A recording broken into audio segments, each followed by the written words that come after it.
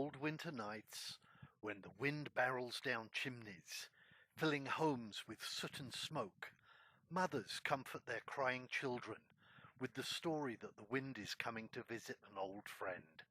There is nothing to be afraid of.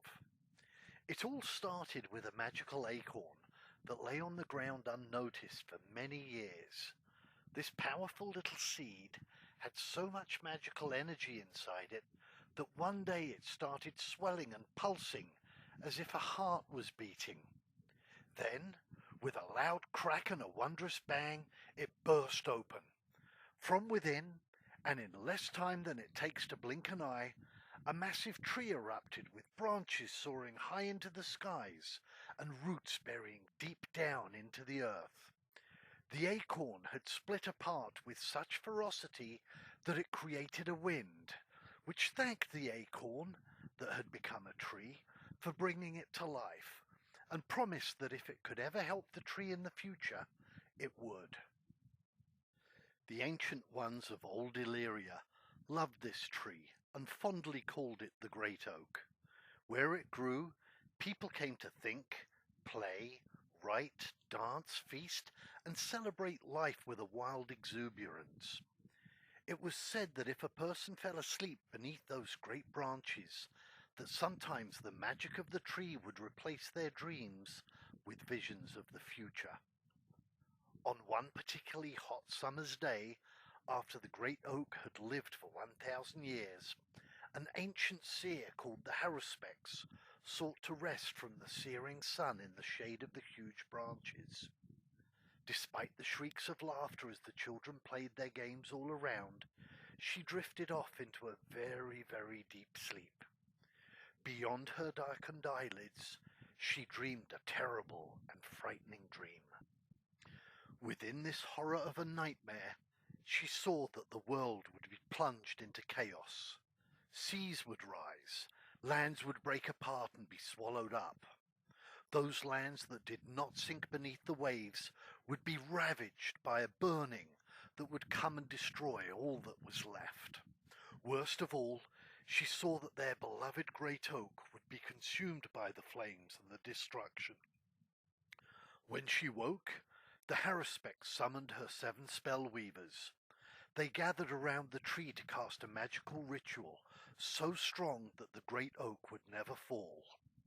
For 7 days and 7 nights they wove their magic. They did not eat, drink, or even sleep. In the daytime they dressed in brilliant white and stood on the side of the tree that faced the sun. They chanted spells that lifted the heart.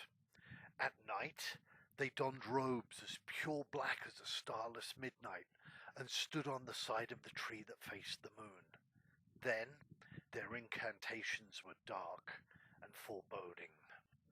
On the 7th night, each of the spell weavers took a blade made from the hardwood of the great oak and plunged it into their hearts.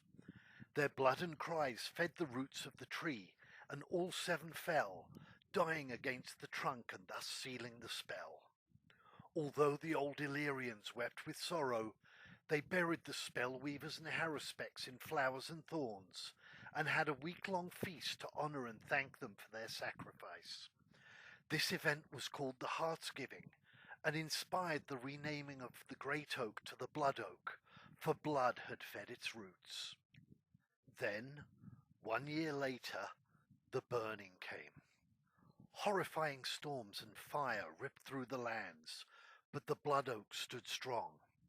Suddenly, the greatest lightning bolt that had ever been seen struck the Bloodoak, splitting it clean down the middle into 2 halves. One half lay on the sun side, the other half lay on the moon side.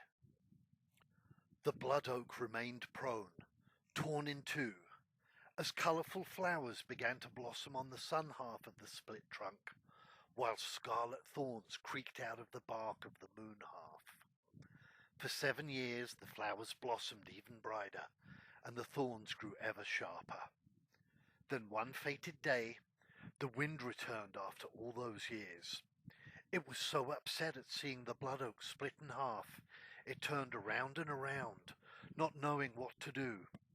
The wind spun so fast, It whipped itself into a tornado and picked up each half of the Bloodoak's trunk, gently twisting them together so that once again the tree was whole. During the years the trunk halves had laid on the ground, 7 branches on the sun side and 7 on the moon side had curved downward toward the earth and intertwined with 7 roots beneath each half, so that the Bloodoak became one seamless entity both above and below the ground.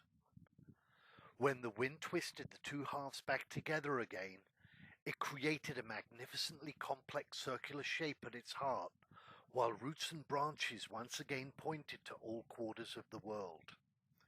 Although old Illyria had been ripped apart, the Bloodoak survived and remained in New Illyria.